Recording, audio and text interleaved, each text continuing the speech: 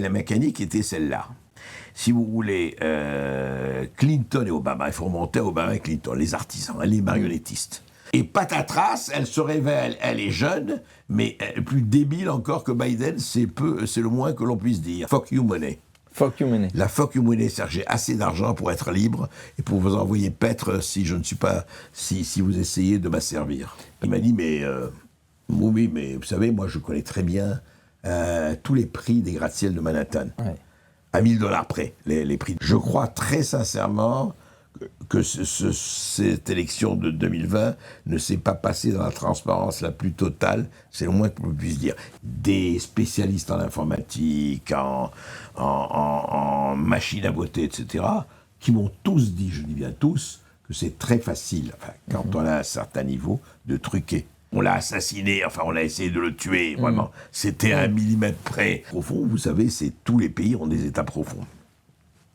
Ce sont les gens qui tiennent les leviers de l'administration, qui tiennent le levier de la police, de l'armée, du complexe militaro-industriel, c'est des milliards. Du pétrole, des pharmacies. Et très bien, Big Pharma, c'est des dizaines, des centaines de milliards de chiffre d'affaires.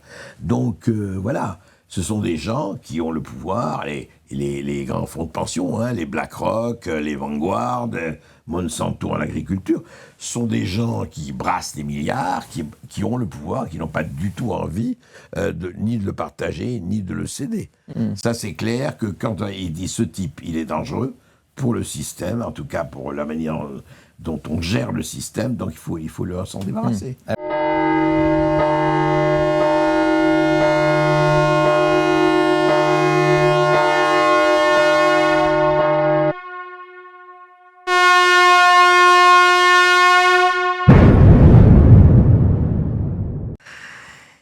Salut les toxinologues, salut les toxinophiles et salut les toxinolâtres. Eh bien, dans la série des grands entretiens que je suis heureux de faire chaque semaine sur Toxin, les dimanches, bien sûr, eh bien là, un grand entretien, exceptionnel entretien avec Donald Trump, qui est devenu, comme vous le savez depuis quelques jours, président de la République.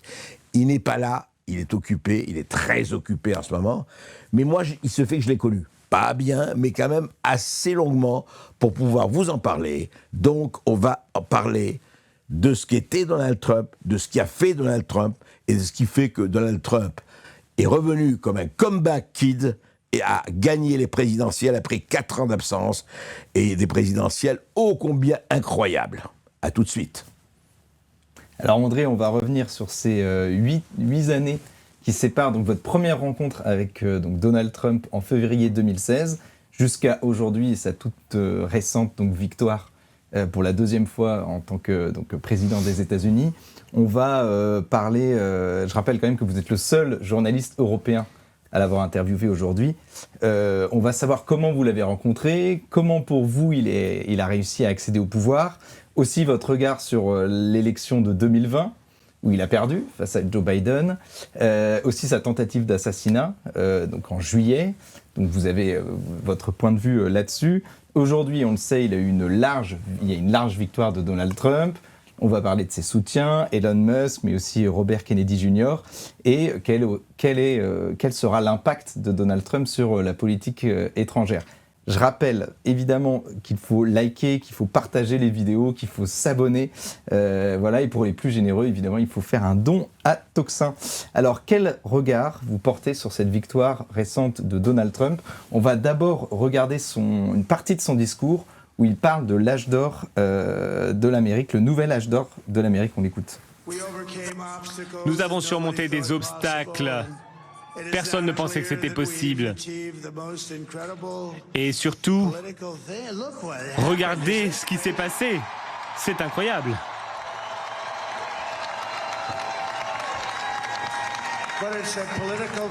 C'est une victoire politique jamais vue dans notre pays. Je tiens à remercier les Américaines et les Américains. Merci pour cet énorme honneur.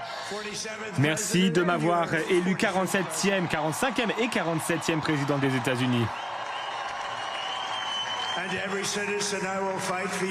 À chaque citoyen, je tiens à dire, je vais me battre pour vous, pour vos proches, pour vos familles, pour votre avenir. Chaque jour, je vais me battre pour vous. Avec chaque muscle de mon corps, je ferai tout ce qui est en mon pouvoir pour garantir la sécurité aux États-Unis, pour vous apporter l'avenir que vous méritez, que vous et vos enfants méritez. Ça va être l'âge d'or des États-Unis. Voilà ce qui va se passer. Voilà, ça va être l'âge d'or des États-Unis. Voilà ce qui va se passer. Est-ce que vous pensez que c'est toujours possible, un nouvel âge d'or pour les États-Unis aujourd'hui? D'abord, ce qu'il faut dire quand même, c'est l'énergie de ce type. Ouais. On peut dire ce qu'on veut, on peut l'aimer, le haïr, être indifférent. Mais c'est toute sa vie, ce qui est extraordinaire quand il dit, et il dit, vous savez, on nous a dit que c'était impossible, eh bien on l'a fait. Ce type, encore une fois, Donald Trump, a cette espèce d'énergie, et cette espèce surtout de dire, bon, allez, j'ai échoué, on a essayé de me tuer, dans tous les sens du terme, on en reparlera, on a essayé de m'effacer, on a essayé vraiment de m'effacer de la surface de l'histoire, et ben je reviens, et je reviens, et je recommence, et je recommence, et je gagne. Et je gagne, et comment il gagne? Et vous savez que tout Trump s'est battu sur les winners et les losers, les gagnants et les perdants. Ça a toujours été, même quand il n'avait rien à faire avec la politique, c'était ça. Je réussis, je réussis, je réussis.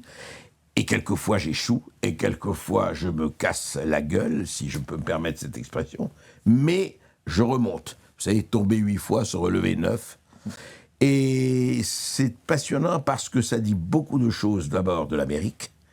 Ça dit beaucoup de choses et pour moi c'est une leçon, il faut le dire. Ça veut dire que jamais abandonner, jamais dire mais à quelque niveau. Là c'est le niveau Trump, président des États-Unis, mais ça peut être au niveau de n'importe lequel d'entre nous. C'est à ne pas croire que voilà, c'est fini, j'arrive pas, non je peux pas le faire, qu'est-ce que vous voulez que je fasse? Je suis trop petit pour ça, je suis trop pour ça et trop mince pour ça, et puis j'ai pas le temps, et puis j'ai pas envie. Écoutez, que chacun vive comme il veut, mais qu'il pense d'abord à sa cohérence et au fait qu'on peut toujours se battre. Je crois que c'est une assez belle leçon de courage et de détermination. Et alors, vous pensez que Donald Trump peut faire surgir un nouvel âge d'or pour les États-Unis? Écoutez, on n'en sait rien. C'est vrai que les problèmes sont très forts. Alors, âge d'or, je ne sais pas. C'est peut-être, vous savez, dans la rhétorique et au lendemain d'une victoire, on a envie. Je pense qu'il a envie de ça. Mais tant, je ne sais pas si ce sera l'âge d'or ou pas. Je sais en tout cas que si il a été élu, vous l'avez dit, avec une marge aussi impressionnante. C'est vrai qu'il a eu le vote populaire. C'est la première fois. En 2016, c'était Hillary Clinton qui l'avait devancé dans le vote populaire. Il a vu les grands électeurs, on connaît le système américain. Là, il a eu le vote populaire, les grands électeurs, le Sénat, la Chambre des représentants, très probablement, les gouverneurs, en tout cas la majorité de gouverneurs.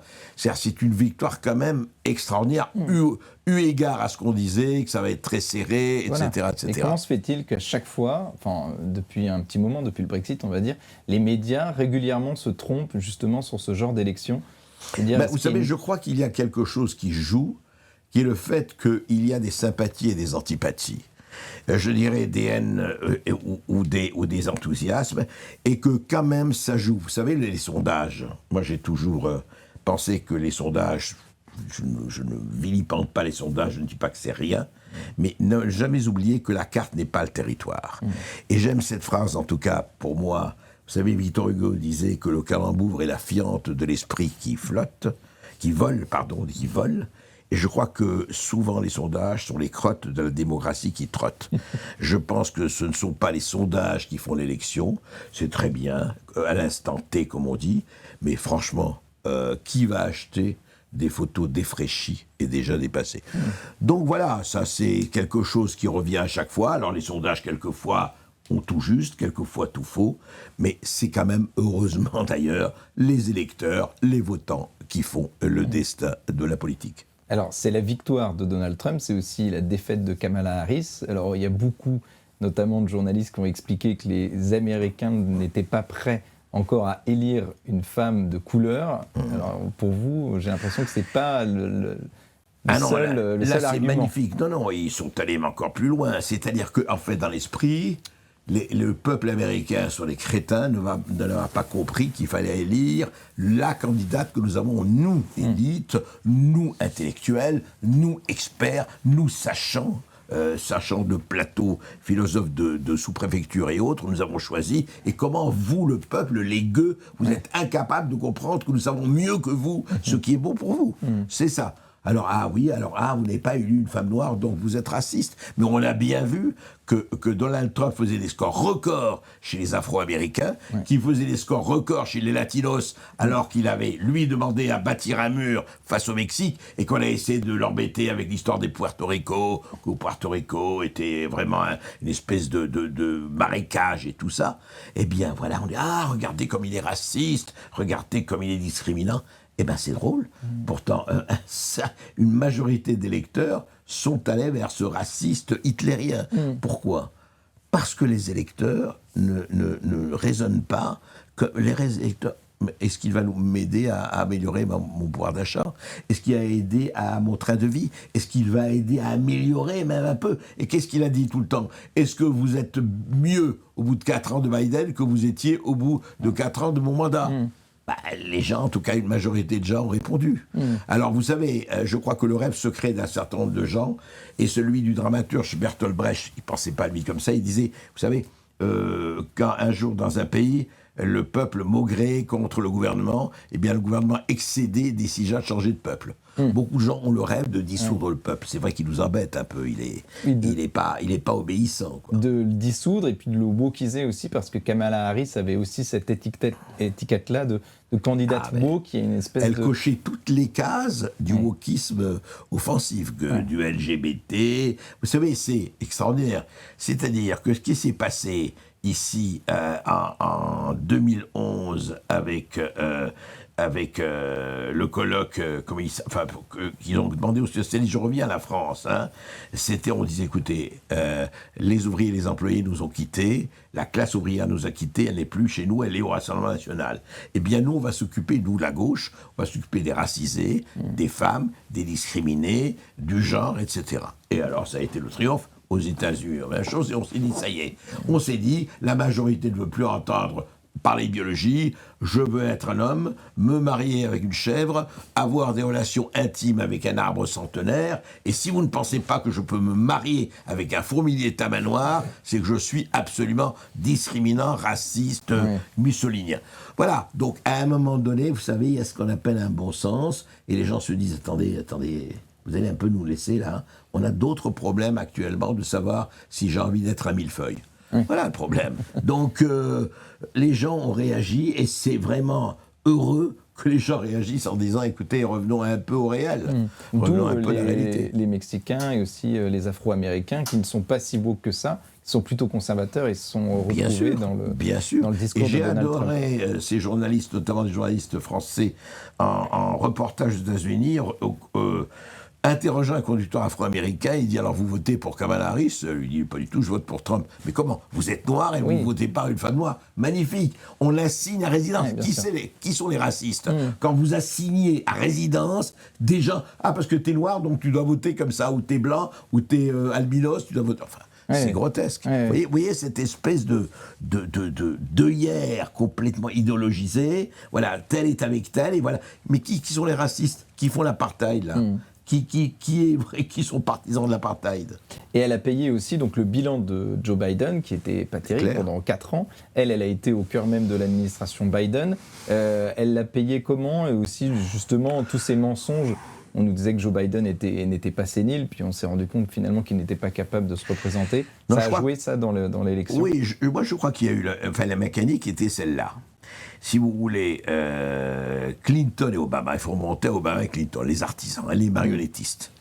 Ils ont mis Biden, ils savaient très bien, en 2020, l'état de Biden, qui, à la suite d'un vote, on verra qui a été, certains tronqués, truqués, complètement arnaqués ou pas, je n'ai pas les preuves, mais il y a eu des problèmes, on en reparlera.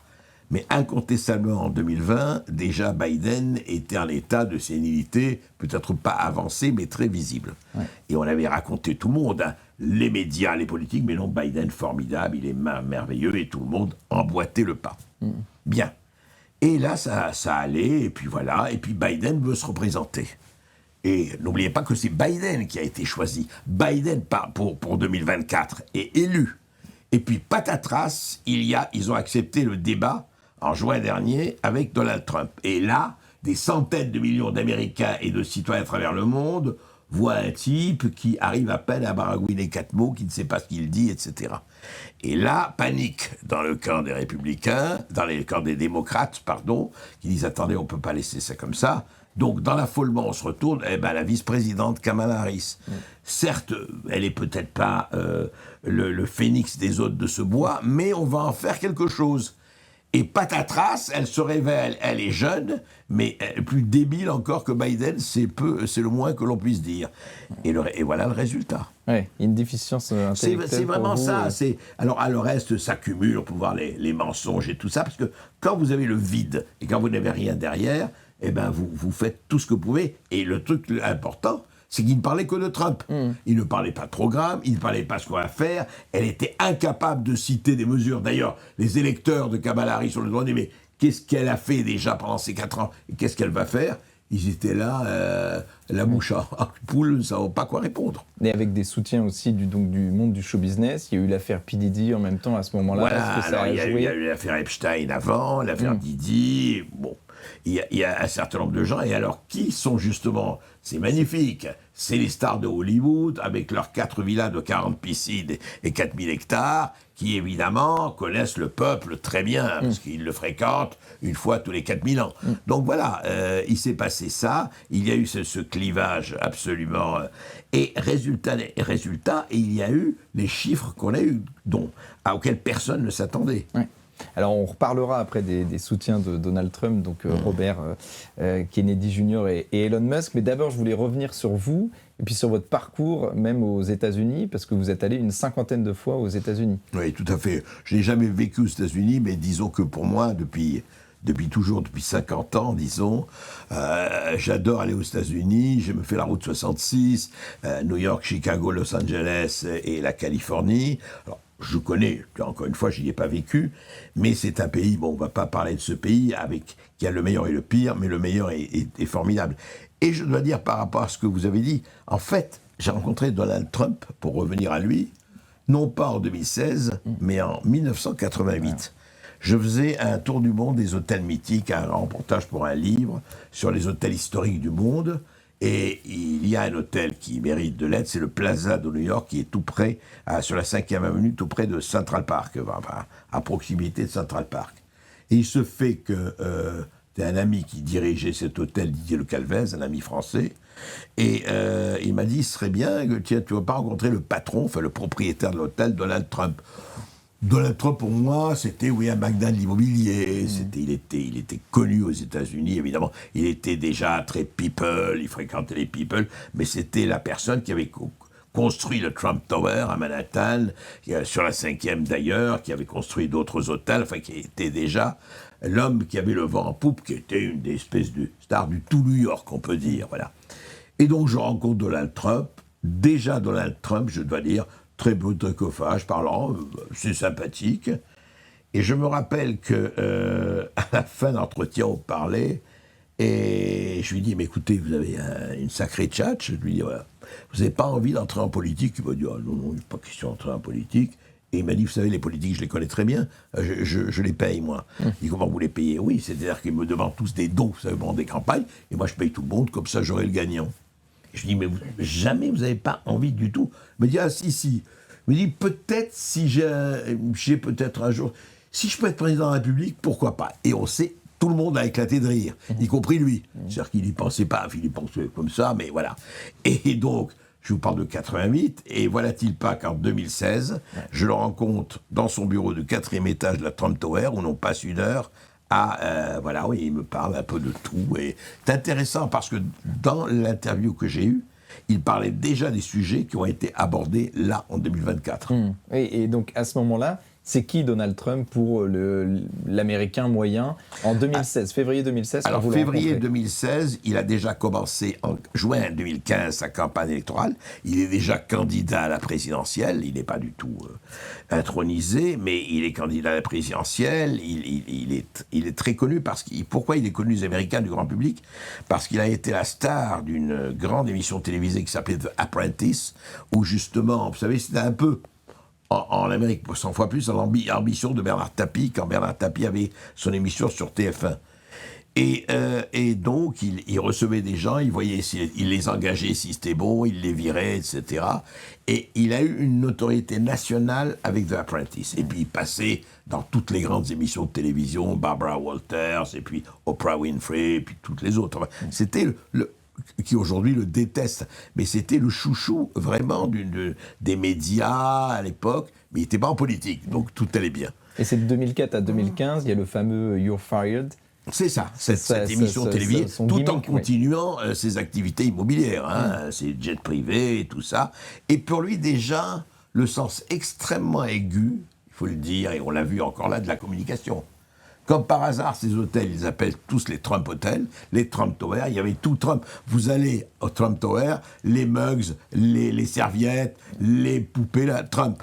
C'est-à-dire qu'il avait un sens très aigu, il faut voir, parce que c'était quand même du business et de la communication. Le faire savoir et le savoir-faire. Et déjà, il a réussi à imposer une marque, c'est-à-dire Trump. Absolument. C'est une marque. La marque Trump était déjà imposée nationalement aux États-Unis bien avant qu'il ne pense à faire de la politique, en tout cas bien avant qu'il ne s'engage en politique. Et ce Trump, cette marque, c'est le symbole de la réussite, du succès, du rêve américain. Oui, en Amérique, vous savez, le succès n'est pas considéré comme un péché, comme une espèce de maladie honteuse, quoi. Et encore une fois, je me raconte ça parce que je l'ai raconté, mais moi, ça m'a vraiment frappé, vous savez, quand je suis allé voir ces meetings en 2016, je suis allé voir, de mon côté, il avait donné des meetings, évidemment. Déjà, il remplissait les terrains de football américain. J'y suis allé, je crois, en Alabama et au Mississippi. 35 000 personnes par moins 3 degrés, en train vraiment de...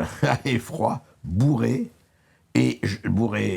pas bourré, rempli, vous voyez. Oui. Faut attention aux mots. Et j'interroge les gens, je dis qu'est-ce que vous faites? Vous, l'un me dit employé, l'autre ouvrier, le troisième manutentionnaire, je sais pas. Et je dis vous gagnez combien, vous? Alors là, me disait $1 500 par mois, $2 000 par mois, mais la petite classe moyenne. Et je dis mais attendez, je comprends pas. Vous gagnez ça, vous êtes le peuple, et vous suivez un multimilliardaire. Il dit mais justement, on le suit parce qu'il est multimilliardaire. Je dis mais je comprends pas. Il dit lui, il peut être ni acheté ni vendu. Lui n'a pas besoin d'argent et d'être tenu par ça, il a son propre argent. Et ça, en Amérique, les gens font confiance plutôt que le contraire. Oui, il a une liberté de ton totale, d'ailleurs, on l'a tout de suite vu. Et ça s'appelle, c'est l'Amérique qui dit ça, c'est un Américain qui disait ça s'appelle le fuck you money. Fuck you money. La fuck you money, c'est-à-dire j'ai assez d'argent pour être libre et pour vous envoyer paître si je ne suis pas, si vous essayez de m'asservir. Parce que justement, alors on dit que c'est un fils à papa, Donald Trump. Alors son père était aussi dans l'immobilier assez riche, mais il a quand même réussi à bâtir un empire bien plus conséquent que son père. Beaucoup plus conséquent. Son père était millionnaire, lui est milliardaire. En tout cas, à l'époque, il a perdu beaucoup d'argent depuis qu'il est en politique. Mais enfin, oui. Et puis lui, alors il était très fier de ça. Il dit, mon père a beaucoup bâti dans Queens, dans le Bronx, c'était autour de New York, mais lui est rentré dans le cœur de New York, c'est Manhattan. Évidemment, Manhattan, c'est le cœur de New York. Et il était très fier d'avoir bâti acheté, et notamment Tiffany's, la fameuse.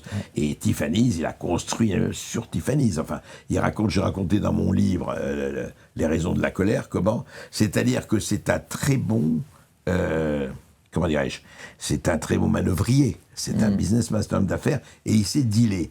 Et quand il dit, vous savez, il m'a dit, mais moi je connais bien les travailleurs, je connais bien tout ça. Il est dans l'immobilier, donc il les voit, il va voir les chantiers. C'est pas le type qui reste dehors, il va passer tous les jours sur les chantiers à l'époque. Et je me rappelle qu'il m'avait raconté que son père lui disait, parce qu'il allait avec son père, attention, il collectionnait les loyers, par exemple. Le père était propriétaire, et il m'a raconté une histoire, je me rappelle, ça me verra. Il a dit, mais vous savez, mon père m'a dit, c'est très simple, quand tu vas sonner à une porte dans les loyers, juste quand tu as sonné, mets-toi de côté. Il dit, mais pourquoi tu veux que je mette de côté? Il dit, parce que le type peut arriver avec un truc d'eau bouillante et te l'envoyer à la gueule. Ah, oui. Donc, mets-toi de côté, parce qu'on ne sait jamais ce qui se passe. Oui, parce que le type, il n'a pas envie de payer, ou c'est un mauvais payeur, ou il est en retard. Voilà. Donc, il a eu tous ces conseils, ça c'est sûr, par son père. Il a été formé par cela. Il a quand même fait l'université, il a fait son service militaire, etc., etc. Bon. Mais voilà, si vous voulez, c'est donc fort de cette expérience. Il est devenu encore une fois une des stars de Manhattan. fréquentant Michael Jackson, fréquentant Mike Tyson, allons au combat de boxe, allons à ceci, cela. Les partis, ils étaient très ça, très, très mondains et showbiz. Mais voilà. Et puis, à un moment donné, il a eu cette... Je ne pense pas eu de révélation, mais il s'est dit, c'est pas possible, ça marche pas ce pays. D'ailleurs, il le disait dans des interviews, ça marche pas. Et puis voilà, peut-être qu'il faut que je m'y mette. Et il était très critique de la politique d'Obama pendant ses mandats. Oui, pendant son mais mandat. même avant, même avant qu'Obama arrive, quand je l'ai vu, moi, il était déjà très critique de la politique américaine, de la politique de son gouvernement, de ses gouvernements. Donc à un moment donné, il a dit, il faut que j'y aille. Et voilà, je crois que c'est Obama l'avait un tout petit peu maltraité, je ne sais pas. En tout cas, il s'est dit, j'y vais. Et il a sauté le pas en juin 2015. Parce que c'est un symbole de succès, mais aussi il a planté des boîtes, après il s'est refait, enfin c'est aussi un symbole Il a planté des casinos, voilà. absolument. Il tombe, il se relève continuellement. Voilà, c'est très important en Amérique, on peut échouer, mais justement on considère qu'échouer c'est pas mal, tu peux te relever, on ne t'écarte pas, il a échoué donc c'est fini, il est mort. Non, c'est pas comme ça, et puis personne n'est mort, on l'a vu, ni en politique, ni d'ailleurs dans les affaires, puisqu'il a été comme ça dans les affaires. À un moment donné, il était en banqueroute, Trump c'est fini, il est mort, on va tout ramasser, puis il s'est relevé. Déjà en politique, dans les affaires, avant la politique. Donc je reviens à votre interview, on est en février 2016, vous arrivez donc à décrocher cette interview. Comment vous avez réussi à décrocher cette interview? Quelles sont les différentes étapes avant Écoutez, non, c'est très simple, c'était avec quelqu'un, je me rappelle, avec qui je dînais, né à Paris, avec un certain nombre de personnes, et qui me dit, alors je dis, moi j'aimerais bien rencontrer Trump parce qu'il était encore une fois déjà en campagne. Donc là, il est candidat à l'élection. Il est candidat à l'élection présidentielle. À la primaire républicaine. C'est ça, il est candidat à la primaire républicaine, absolument. Et donc, mais il n'a pas encore remporté la primaire. Voilà. Mais je ne sais plus si, quand je l'ai vu, est-ce qu'il avait déjà gagné la primaire? C'est possible. Je ne sais plus, il faudrait vérifier avec les dates. Je ne sais pas du tout s'il avait gagné la primaire. Mais vous savez, je vous parlerai de la primaire, je l'ai vu ça à la télévision, c'était extraordinaire. Parce que déjà, on voyait comment Trump mettait KO ses adversaires les uns après les autres. Je le raconte tout de suite, parce que sinon, il y avait Jeb Bush, qui s'était présenté face à lui, donc le frère de George W. Et il le regarde, alors il lui dit, tu sais, Jeb Bush, tu ne seras jamais président de la République. Tu ne peux pas être président de la République. Il dit, mais pourquoi tu dis ça? Mais il dit, parce que tu es low energy. Tu as une petite énergie, t'es pas à la hauteur. Tu sais bien que tu n'es pas à la hauteur. Alors l'autre se fâche, il dit, mais tu me prends pour qui? Mais ça n'a pas qui tu es comme ça pour juger. Et d'ailleurs, je te signale que ma mère, Barbara Bush, c'est la plus grande des femmes américaines, elle est formidable. Moi, je viens d'une famille de gens extrêmement forts. Et Barbara Bush, ma mère, c'est la plus grande des femmes américaines. Et là, Trump le regarde, il dit, mais pourquoi c'est pas ta mère qui se présente? C'est elle qui aurait dû se présenter. Marco Rubio, le sénateur Marco Rubio, même chose. Il était dans les primaires américaines. Il avait 8 à 10 personnes contre lui. Enfin, je veux dire.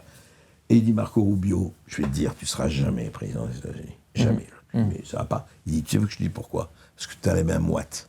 Ah oui. Tu as les mains moites. Et il prend une bouteille d'eau, tu vois, c'est ça, Marco Rubio. Il prend une bouteille d'eau minérale. Et tu vois, je veux dire, quand tu vas serrer la main aux autres chefs d'État, mais ils ne vont pas aimer ta main moite. Qu'est-ce qu'il fait? C'est rien, mais ça déstabilise. Oui. Genre, il ne pense pas à ça. Il ne pense pas que quelqu'un, à la télévision, devant 25 millions de téléspectateurs, va leur dire ça. C'est ça, Trump. Oui. Je veux dire, il est brut et il y va. Et il n'a pas peur d'y aller. Et il n'a pas peur d'aller, encore une fois, peut-être très vulgairement, grossièrement, tout ce qu'on veut, mais c'est très efficace. Et donc là, à ce moment-là, vous le voyez pendant 1 heure. Voilà. C'est ça. Donc ça devait durer 1 heure, mais ça a duré plus longtemps finalement. Non, ça devait durer 20 minutes. 20 minutes et ça a duré 1 heure. Et ça a duré 1 heure à cause du... Donc, je vous dis, donc ça a été par amitié, par quelqu'un qui le connaissait, qui était ses amis, et voilà, ça a fonctionné. Et je me rappelle très bien, quand j'ai téléphoné, on a téléphoné à son secrétariat, parce que moi j'étais à Paris, donc on devait prendre un avion pour New York, et il dit, voilà, vous venez mercredi à telle heure à la Trump Tower. Et je demande, c'est sûr? On me dit, écoutez, c'est sûr ou c'est pas sûr, hein, je veux dire, s'il a un meeting, s'il a un truc, je dis, écoutez, je vais pas aller quand même Paris-New York pour pas le voir. Oui. Et en fait, et puis il m'a dit, écoutez, c'est à vous de voir, si vous n'avez pas envie de prendre le risque, on ne peut pas vous assurer qu'il sera là. J'ai pris le risque, enfin je suis allé, bon voilà, et puis ça s'est passé. Ça a duré 1 heure parce que je lui ai parlé du Bataclan, et là il s'est assis, et puis il m'a dit ce qu'il pensait de la France, enfin, ce qu'il pensait de la situation française, du Bataclan, de la manière dont traitait la violence, du port d'armes, etc., etc., etc. Donc, c'est vrai que ça a été...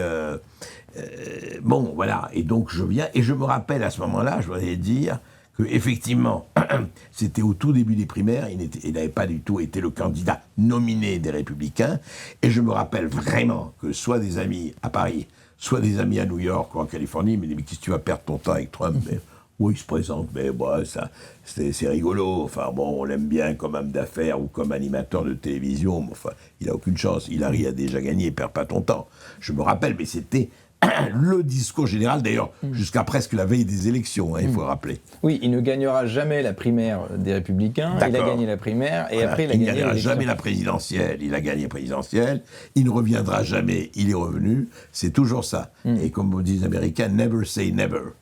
Donc voilà, c'était très intéressant, et je voudrais rappeler, mais vous le montrez après, que c'est vrai qu'en 88, à un moment donné, il m'a dit... mais oui, mais vous savez, moi je connais très bien tous les prix des gratte-ciel de Manhattan. Ouais. À $1000 près, les prix de vente, enfin ce qu'ils valent. Je lui dis à $1000 près, il me dit oui. Écoutez, j'y crois pas, enfin, j'ai rigolé. Il me dit, vous ne croyez pas, je ne pouvais pas connaître tous les gratte-ciel de Manhattan, ça n'a pas de sens. C'est pas possible. Il me dit, mais écoutez, on va faire un truc, c'est très simple. Vous allez aller dans une agence immobilière à New York, n'importe laquelle, je ne les connais pas toutes, il y en a 400 000, enfin 400. Et vous allez choisir des buildings, évidemment, pas le Chrysler, pas l'Empire State Building, pas les tours jumelles, elles existaient à l'époque. Ouais. Et il m'a dit, bah, écoutez, voilà, vous allez... Et puis, écoutez, je viendrai avec vous et vous m'indiquerez, je vous donnerai les prix. Et ce qui m'avait frappé, vraiment, je l'ai raconté ça, mais c'est qu'il me parlait des immeubles comme un berger parle de ses moutons. Vraiment, comme un paysan parle de ses vaches. C'est ça, il connaît le bâtiment. C'est pas comme les gens qui sont milliardaires. Je veux dire ça, mais non, c'est très important. C'est pas les milliardaires qui gagnent sur les monnaies, qui spéculent à la bourse. C'était pas ça son truc. Oui, comme Elon Musk. C'est un enraciné quand même. C'est-à-dire, ce sont les fusées, les matériaux des fusées, les matériaux des voitures. Lui, c'était l'immobilier, le béton, l'acier, le verre et tout cela. Vous voyez, il connaît. C'est-à-dire, c'est pas des gens... dans le réel. Voilà, c'est pas non plus les GAFAM qui jouent sur les algorithmes et c'est vraiment du matériel. Et je crois que ça joue. Qu'on le veuille ou pas, je ne dis pas que c'est bien ou pas bien, mais ça joue cela. Donc voilà, c'était très intéressant. Donc, et quand je l'ai revu, et pour parler et le Bataclan, si vous voulez, on en parlera, mais c'était vraiment ça, si vous écoutez l'interview là, qu'il m'avait donnée à l'époque, il parlait de quoi? De l'immigration, de l'insécurité. Mais vraiment, c'est pour ça le mur, quand on parlait du mur. Et c'est revenu, ça. Vous avez vu que Biden et Harris sont revenus sur le mur. Ils ont fait beaucoup de brèches pour laisser rentrer des millions d'immigrants.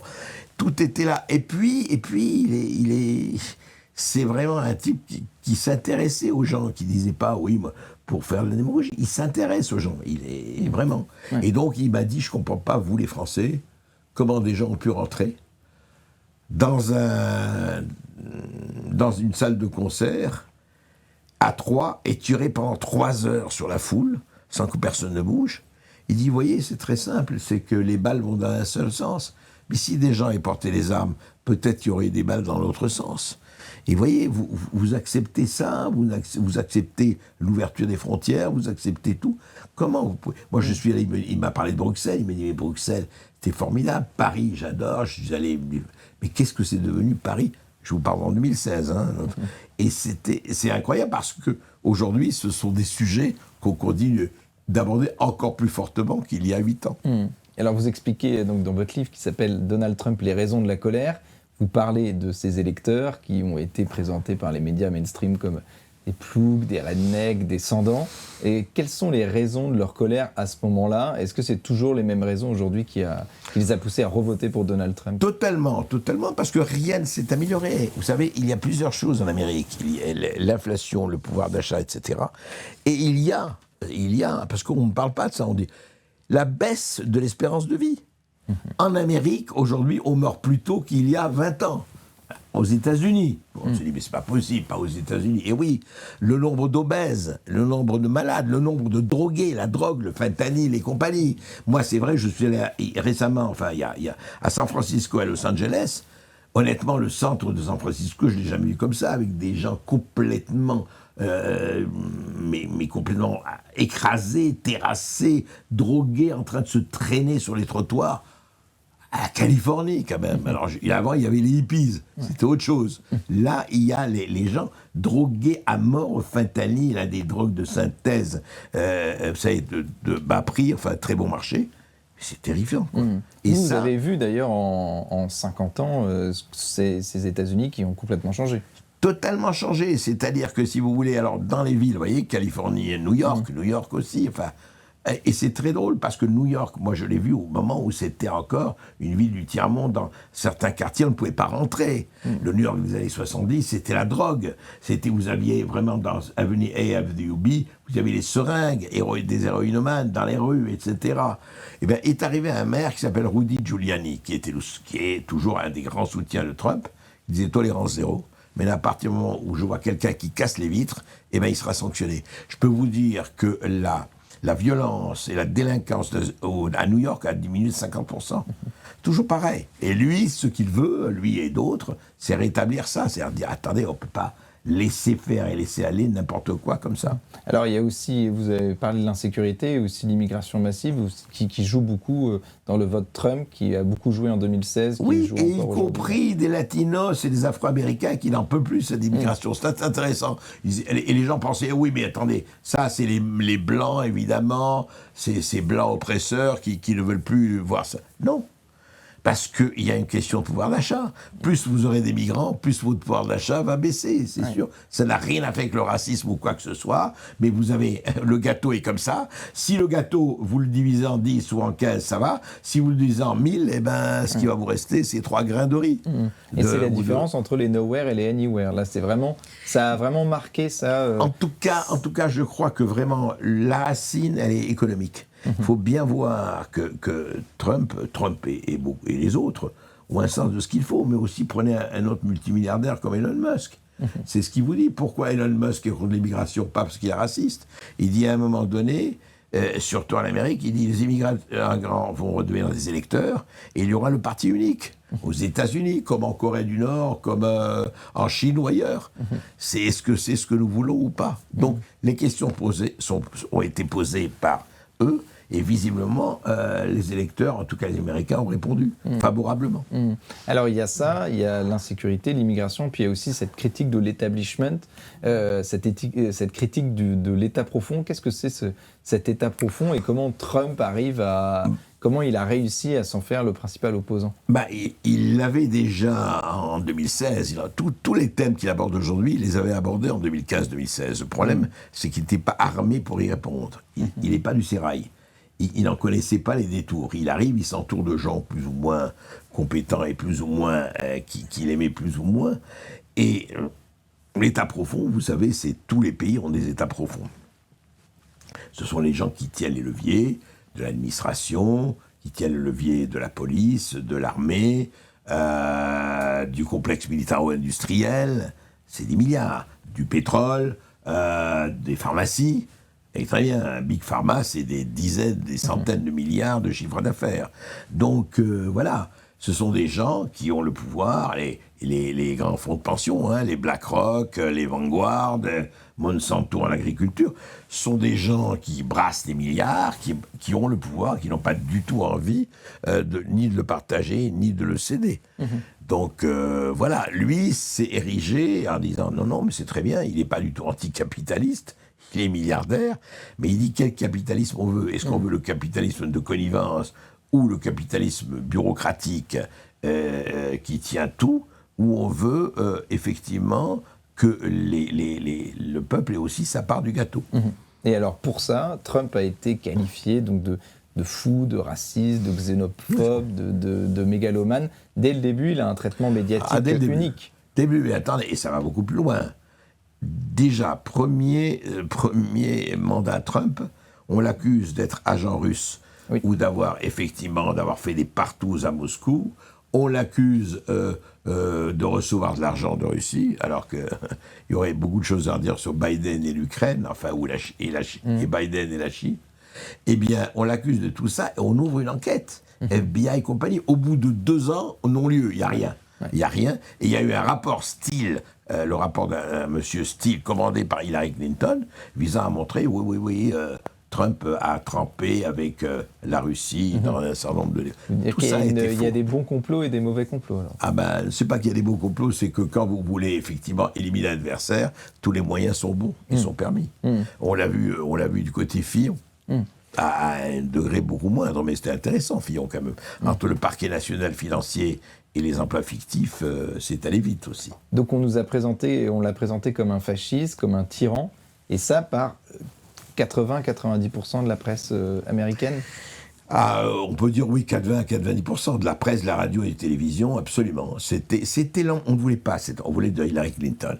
Parce que à Hillary Clinton, le système roulait, voilà, elle faisait partie intégrante du système.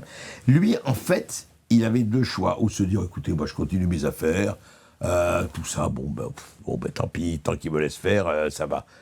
Et il a eu, et je dirais que l'histoire, elle est faite par les gens qui sortent de leur zone de confort. Il aurait pu très bien continuer avec ses 2 jets privés, parcourir le monde, s'acheter des immeubles partout et devenir 10 fois, 40 fois milliardaire.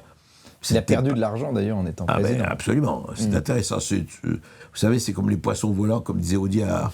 C'est pas la majorité de l'espèce, hein, mais voilà, lui, il l'a fait. Donc, évidemment qu'on l'a traité de tous les noms, et c'était tellement facile, vous savez, traiter quelqu'un de facho ou d'extrême droite, tout ça, comme on traitait à un moment donné quelqu'un de communiste dans les régimes dictatoriaux de Pinochet ailleurs, hein, c'est la même chose.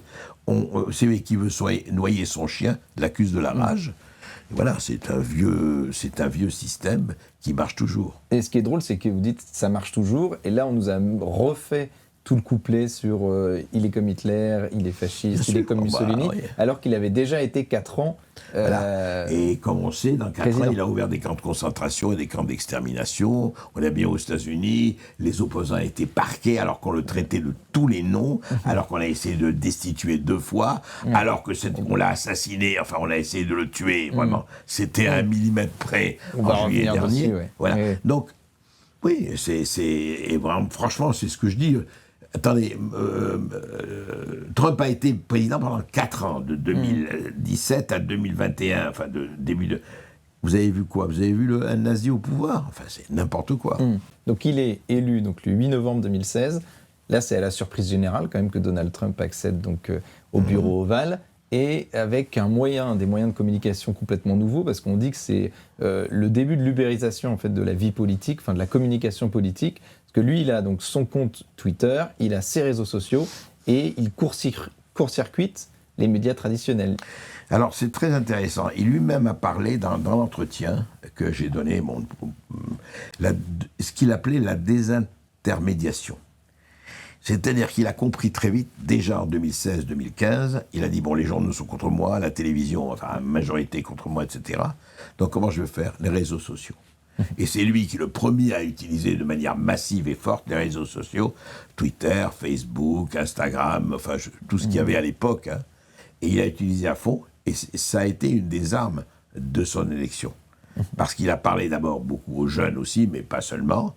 Et donc il a dit, puisque la presse, les médias sont contre moi, eh bien je vais désintermédialiser, je vais fonctionner sans intermédiaire, du politique aux électeurs. Et ça lui a réussi. Et aujourd'hui, même chose, et il a fait avec en plus les podcasts.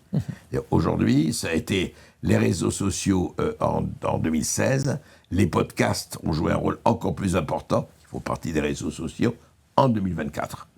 Et ça a été une de ces armes, effectivement.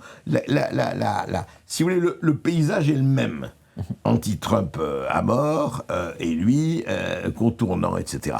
La grande différence, et je crois que ça a beaucoup joué, c'est les gens qui l'entourent.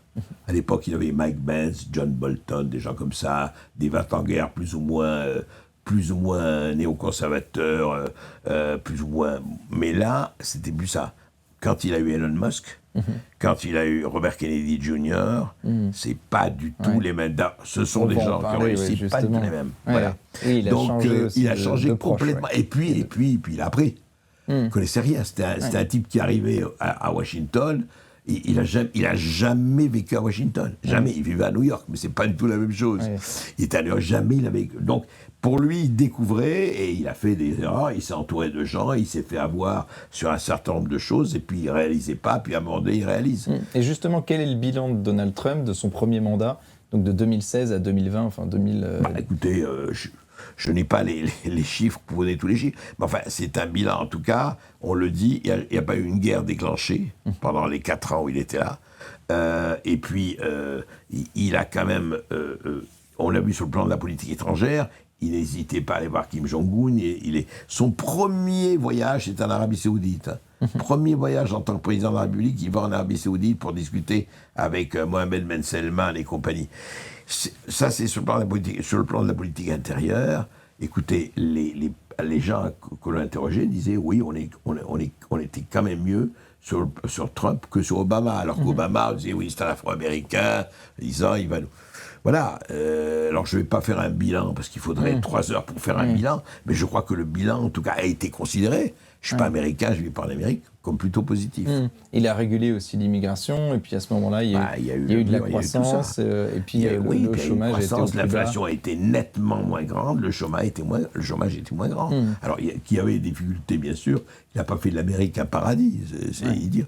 Mais en tout cas, il est perçu comme quelqu'un qui n'a pas démérité, qu'il soit sur le plan économique ou quoi que ce soit sur le plan politique ou autre. Et on va voir pourquoi il a perdu en 2020. Non, mais n'oublions pas, vraiment, c'est très important, que jamais un président de la République en exercice n'a été attaqué directement et frontalement comme il l'a été en 2016-2021. Jamais. Donc un acharnement médiatique, mais aussi judiciaire. Vous parlez judiciaire, pas seulement médiatique, politique, et voilà. Et donc on ne va pas s'égarder là-dessus. Jamais quelqu'un... Et puis, encore, quand on a appris qu'il allait revenir... Et puis attendez, c'est pas fini le scandale. Quand vous voyez une Stormy Daniels qui 40 ans après dit oui, il m'a harcelé, il m'a presque violé une prostituée, vous savez, etc. Je signale que quand M. Clinton a eu l'histoire avec Monica Lewinsky, il a été attaqué, mais pas à la moitié du quart du centième de la manière dont a attaqué Donald Trump. Donc franchement, il faut voir, tout a été tenté contre lui. Tout. Mais vraiment, y compris... on va peut-être en parler, y compris l'assassinat. Voilà. Alors Trump, à ce moment-là, donc, est président, il y a le Covid, donc là nous sommes en 2020, 2021, lui il minimise donc la gravité du virus à ce moment-là, et on dit que sa gestion de la crise sanitaire a divisé dans l'opinion publique. Qu'est-ce que vous en pensez? Est-ce que ça a joué dans sa défaite de 2020? Pas forcément. Je ne sais pas. Je ne peux pas affirmer que ça a été. Mais c'est vrai que lui, comme tout le monde, a pensé que qu'à l'époque du Covid, oui, c'était une pandémie. N'oubliez pas qu'il y avait Fauci, le fameux docteur Anthony Fauci, lequel Anthony Fauci a dit c'est fini, attention, rappelez-vous, confinement et compagnie. Et quand Donald Trump a parlé d'hydroxychloroquine, il en a parlé, c'est pas seulement en France qu'on en a parlé, on a dit mais vous rigolez, c'est un poison, etc. Il ne faut pas rappeler toutes les polémiques qu'il y a eu là-dessus, mais il a assez vite pris conscience, il a eu le Covid d'ailleurs, il a été à l'hôpital, mais il a assez vite pris conscience qu'il y avait des effets secondaires et qu'on lui racontait des histoires. Alors je ne dis pas que sa gestion a été bien, mais formidable là-dessus. Mais honnêtement, il était, comme tous les chefs d'État occidentaux et pas seulement, il a été pris en disant, voilà, c'est une pandémie, des millions de gens, rappelez-vous, les modélistes, des millions de gens vont mourir. C'était terrible. Et après, on a commencé à voir que c'était beaucoup plus compliqué que ça. Donc, est-ce que ça a joué pour 2020 Non, je ne crois pas, pour une raison extrêmement simple, puisque, si vous voulez, ça a joué, mais je ne sais pas si c'est ça qui a joué. Je crois que ce qui a joué, on peut le dire, c'est d'un côté, effectivement, il n'était pas arrivé à convaincre les Américains, peut-être, de ce point de vue Covid et du point de vue de l'économie, c'était pas hallucinant.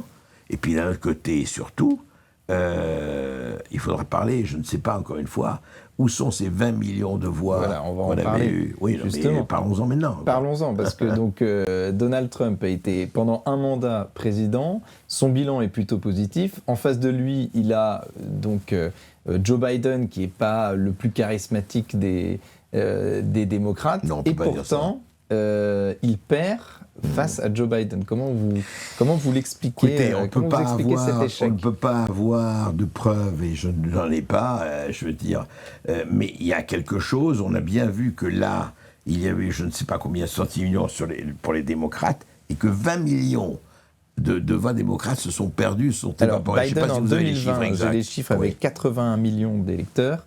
Et là, Harris a 67 millions d'électeurs, sachant que Clinton en avait eu 65 millions. Donc il y a une sorte de boom. Alors, est-ce que c'est Joe Biden qui a... D'où viennent ces 20 millions de voix que Joe Biden a vues? C'est formidable, parce que je ne pense pas qu'il y ait eu un boom des naissances, en tout cas à ce point aux États-Unis, ou alors vraiment, il faudrait aller voir comment ça se passe du point de vue génétique. Il y a un problème. Je crois qu'il y a un problème. Encore une fois, on le saura un jour peut-être, quand on aura des preuves. Mais enfin, je crois très sincèrement que cette élection de 2020 ne s'est pas passée dans la transparence la plus totale. C'est le moins que l'on puisse dire. Et j'ajoute quand même que j'ai beaucoup reçu, moi, dans ma vie de journaliste, et puis récemment, dans ma vie d'animateur, etc., des spécialistes en informatique, en machine à voter, etc., qui m'ont tous dit, je dis bien tous, que c'est très facile, enfin, quand on a un certain niveau, de truquer. Si vous voulez, moi personnellement, je vous dirais que j'interdirais complètement le vote électronique. Complètement. C'est le vote papier, à bulletin, en un jour, où on vient, où on se présente. Comme en France. On les procure, comme en France. Et puis le vote par correspondance, qu'on a heureusement interdit en France, mais qui est totalement en valeur aux États-Unis. Et j'ajoute quand même qu'aux États-Unis, vous avez 13 États, on ne vous demande pas, parce qu'il faut... qu'on ne vous demande pas votre carte d'identité. Alors que vous allez aux États-Unis, vous êtes avec une fille de 20 ans ou 21 ans, elle demande un jean fees, on dit on vous demande votre carte d'identité, sinon on ne vous le sert pas. Et que deuxièmement, et surtout, en Amérique, et j'ai un ami qui a voté en Californie, qui m'a raconté, il a dit, j'ai fait l'expérience, là, il y a 2 ou 3 jours, ou avant, parce qu'ils votent en avance en Californie, comme vous savez, les lois américaines sont spéciales, hein, chaque État fait ce qu'il veut. C'est pas fédéral, c'est étatique, c'est pas par État américain. Et il est allé, il a présenté son bulletin, et il a dit, voilà, ma carte d'identité. Il a fait, il a dit, non, je ne veux pas le voir. Bon, vous ne pouvez pas le voir, c'est ma carte d'identité, je la donne comme on fait chez nous, etc. Ah non, je ne veux pas le voir. Parce que le gouverneur de Californie a dit, interdiction de demander les cartes d'identité. Vous voyez où on arrive? Interdiction en Californie de demander les cartes d'identité de gens qui vont voter pour leur président, pour leur sénateur, pour leur gouverneur. Hallucinant, quoi. Sachant qu'il y a une explosion aussi du vote par correspondance pendant le Covid, justement, pendant l'élection. Bah, bien sûr, mais alors, attendez, vous allez dans les EHPAD, vous réalisez, dit maman, t'inquiète pas, allez, je vais remplir pour toi. Enfin, c'est la vente pour correspondance est potentiellement génératrice d'énormément de bavures. Et donc, Joe Biden, à ce moment-là, est président des États-Unis. Donald Trump continue de le critiquer, continue de critiquer sa politique. Elle l'appelle Sleeping Joe déjà. Il le critique. Lui, il est toujours harcelé médiatiquement, mais aussi juridiquement. Il va même à un moment, il a une photo de lui, il va en prison, enfin, en tout cas pour un... Oui, en tout cas, il est convoqué au tribunal. Ouais. Non, il n'est pas allé en prison. Mais il est convoqué au tribunal, oui, il a passé peut-être quelques heures... En prison, il a une photo de lui. Oui, tout à fait. Tout à fait. Ah oui, non, ils ont tout essayé. Ils voulaient non seulement le mettre en prison pendant, je ne sais pas, des années, le ruiner. Ils ont tout fait pour le ruiner, pour que ses affaires, qu'il soit à zéro. Vraiment, ils ont tout essayé, absolument. Ça, c'est clair que quand il dit ce type, il est dangereux pour le système, en tout cas pour la manière dont on gère le système, donc il faut s'en débarrasser. Alors, tout essayé, justement, alors, le 13 juillet dernier, on est à Butler, en Pennsylvanie, il est victime d'une tentative d'assassinat par un homme âgé de 20 ans. Puis il a eu une tentative d'assassinat présumée, lui, dans son golf. C'est en Floride en septembre. Et il y a un homme aussi qui a été arrêté avec des armes en marge d'un meeting de Trump, donc en Californie. Ça, c'était en octobre. Quel regard, justement, vous portez sur ces différentes tentatives d'assassinat ? Écoutez, il y en a une, en tout cas, qui est flagrante. C'est cette histoire de Butler en Pennsylvanie, où on voit très bien, on a vu partout, ça a été partout, où quand même le Secret Service, qui est un ancien président, un candidat à la présidentielle, je veux dire, il n'y avait pas, c'était pas dans une ville absolument peuplée de maisons de gratte-ciel, il y avait un toit qui n'était absolument pas protégé, qui était à 200 mètres de là où il était, quand il faisait son meeting.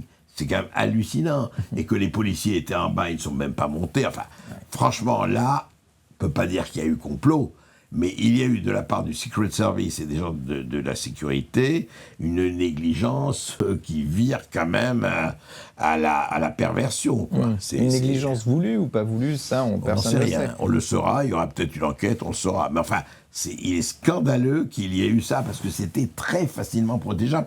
Tous les gens qui sont allés voir, tous les gens qui ont fait l'enquête ont dit, c'est hallucinant qu'on n'ait pas mis des snipers, vous savez, les tireurs d'élite, sur ce toit-là, qui était, c'était vraiment, c'était le tir au pigeon, quoi. C'était la foire du trône. Et les autres tentatives d'assassinat, c'est aussi lié au fait qu'on érige Trump comme un danger pour la démocratie, comme les États-Unis. Un homme à abattre, un homme à danger public. Cet homme, c'est dans le Far West, on aurait mis des affiches, vous savez, mort ou vif, quoi. Et on récompense tant. Voilà, c'était ça, bien sûr. Alors, on va parler aussi des soutiens de Donald Trump. Vous avez parlé d'Elon Musk. On va regarder une vidéo de lui qui parle justement d'Elon Musk. C'était dans son discours après sa victoire. D'accord. Tout le monde a été formidable. Tout le monde est spécial sur cette scène. Et Elon. Ah oui, on a une nouvelle star. Une star est née, Elon.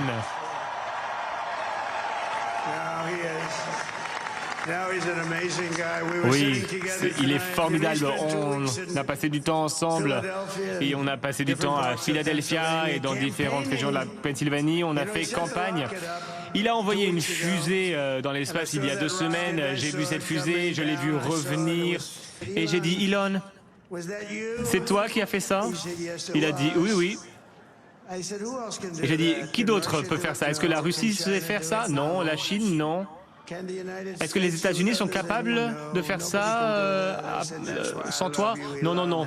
C'est pour ça que je t'aime, Elon.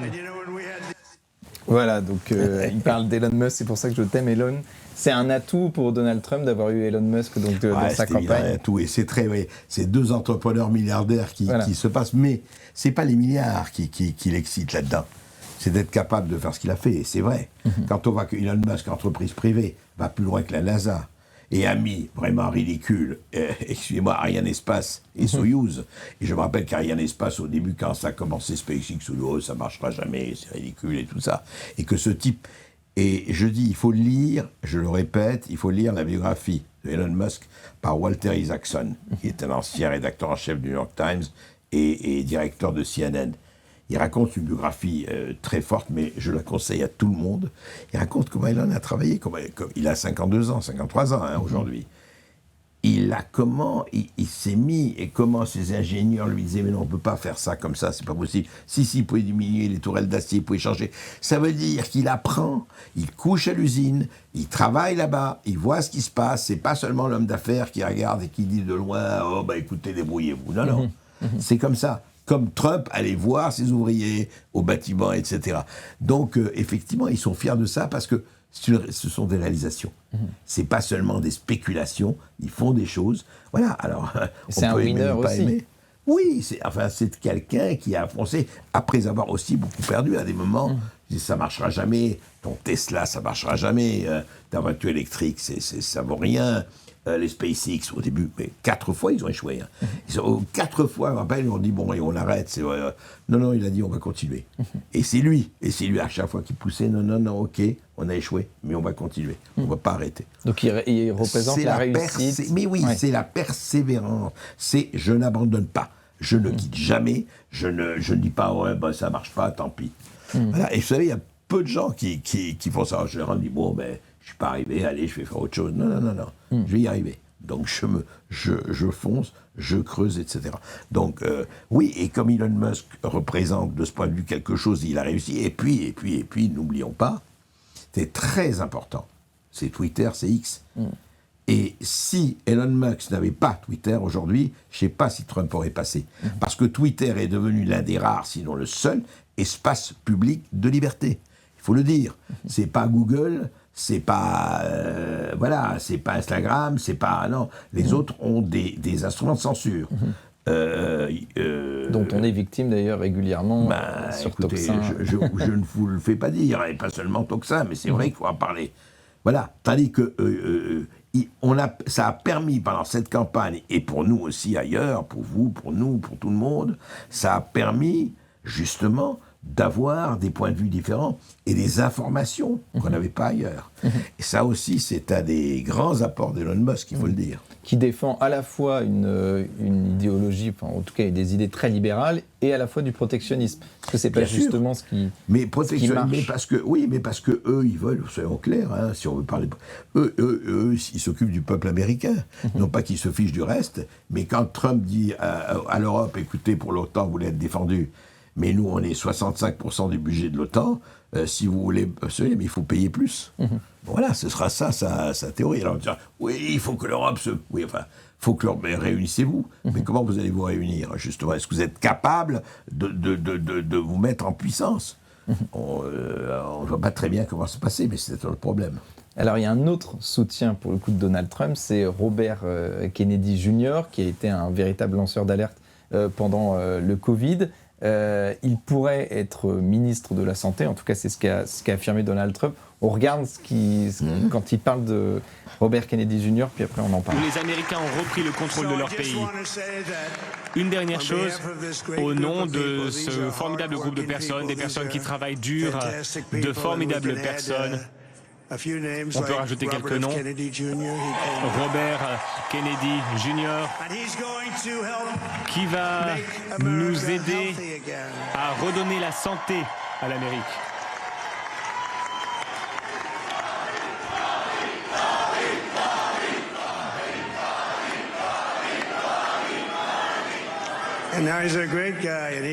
Il est super et vraiment, il souhaite faire différentes choses. On va le laisser faire.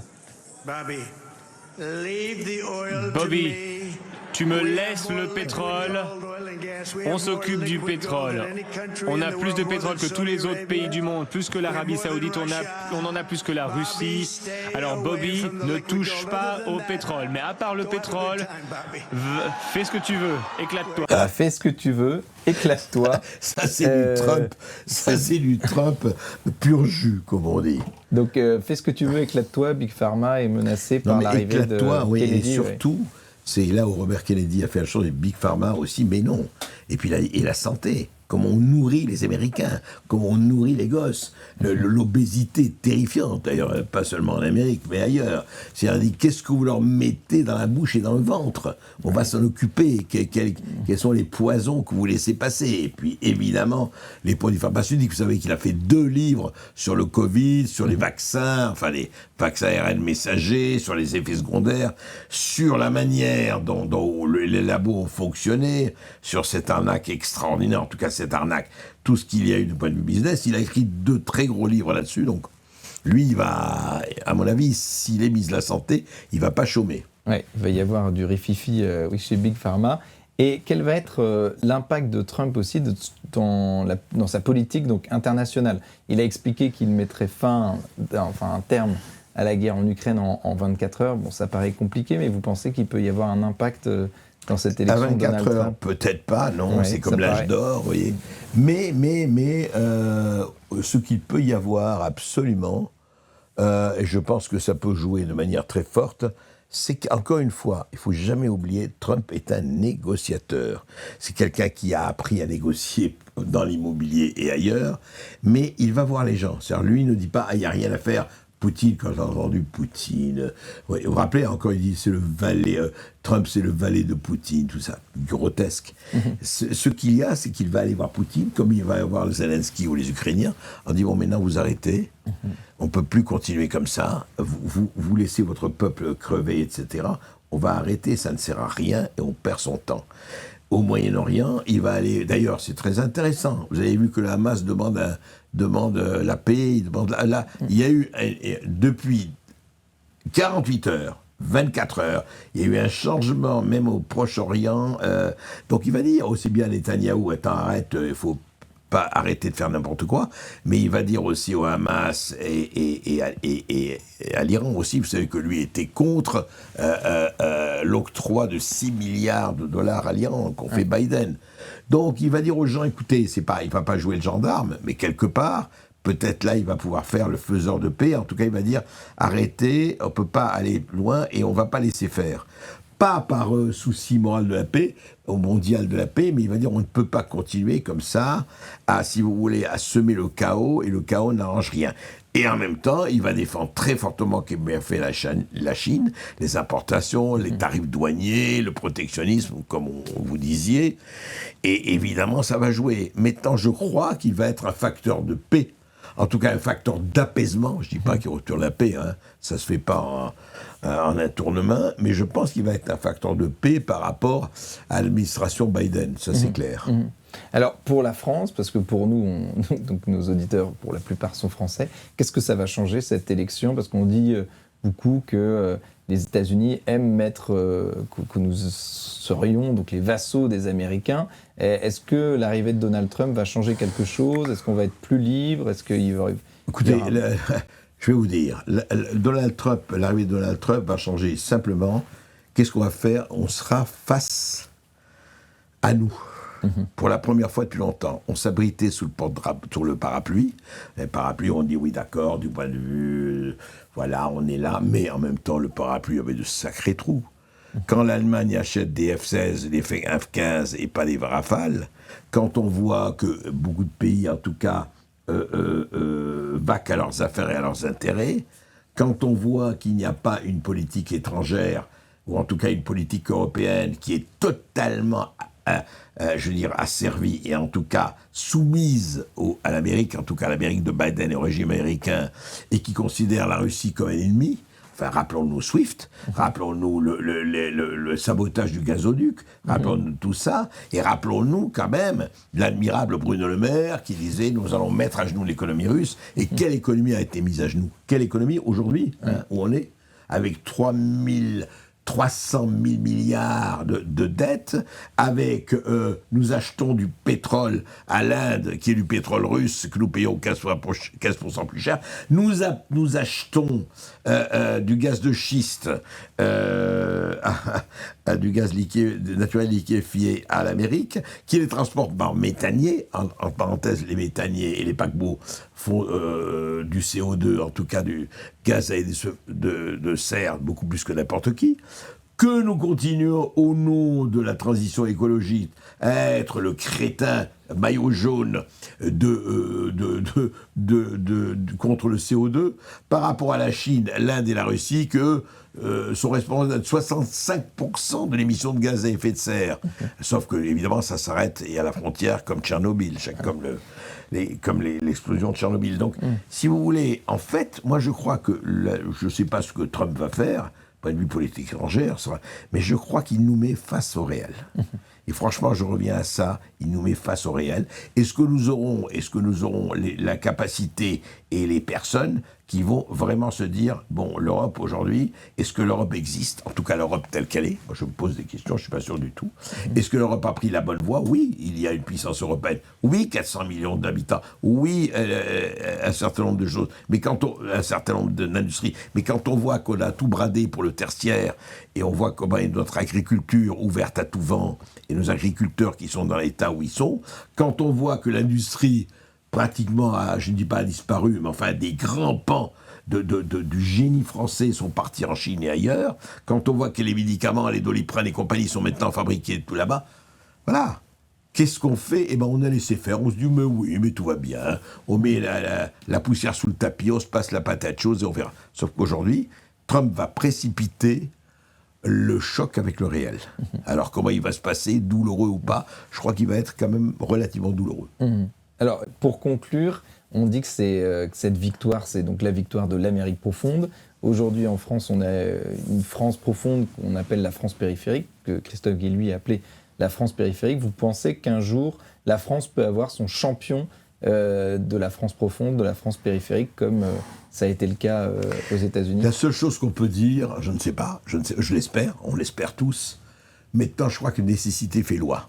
Si malheureusement, vous savez, l'insécurité, si malheureusement la violence, si malheureusement l'insécurité, pas seulement l'insécurité de la violence, l'insécurité culturelle, l'insécurité alimentaire, l'insécurité du pouvoir d'achat, l'insécurité de savoir qu'est-ce que je vais devenir, l'insécurité de savoir si à la banque j'aurai encore le droit de prendre mes avoirs ou pas, et on me laissera combien 200 € par mois, 2000 € par mois. Tout ça, les gens, on le voit très très bien. Ils se disent l'angoisse de l'avenir. Alors évidemment, on va pas vivre dans l'angoisse, heureusement. Il faut vivre, enfin il faut avoir et jouir de la vie, mais justement, est-ce qu'on va laisser à une partie de la classe moyenne française les possibilités de jouir de la vie? On va encore les enfoncer dans une espèce d'angoisse et d'inquiétude toujours plus grande. La menace de la précarité, la menace de tout cela. Je crois que c'est ça. Alors, est-ce que de cette situation vont jaillir le ou les groupes? Alors, je vais vous dire, je crois que c'est possible, mais à une condition, à deux conditions: le courage. Est-ce qu'il y a encore du courage? La volonté, est-ce qu'il y a encore de la volonté? La vision à long terme, est-ce qu'il y a encore de la vision à long terme? Et surtout, cheviller au corps la nécessité du bien collectif. Il n'y a pas que l'individu, il y a un bien collectif, le bien du pays, le bien de la population de son pays, essayer de l'améliorer. S'il y a encore cela, eh bien, on peut espérer que jaillissent, en tout cas que viennent des gens qui vont essayer de reprendre ça en main. Je ne dis pas que c'est facile, mais encore une fois, vous savez, il y a eu en 40 et dans d'autres périodes de l'histoire de France et d'ailleurs, il y a eu des périodes beaucoup plus sombres, d'où on est sorti. Donc, je reste optimiste. Merci beaucoup André Berkoff pour cet entretien un peu exceptionnel avec vous. Chers auditeurs, avant de partir, je vous invite évidemment à liker, à partager les vidéos, à vous abonner à notre chaîne YouTube, à faire un don aussi pour les plus généreux d'entre vous. Et nous, André, on se retrouve donc dimanche prochain à 13h pour un nouvel entretien. Merci encore. Merci.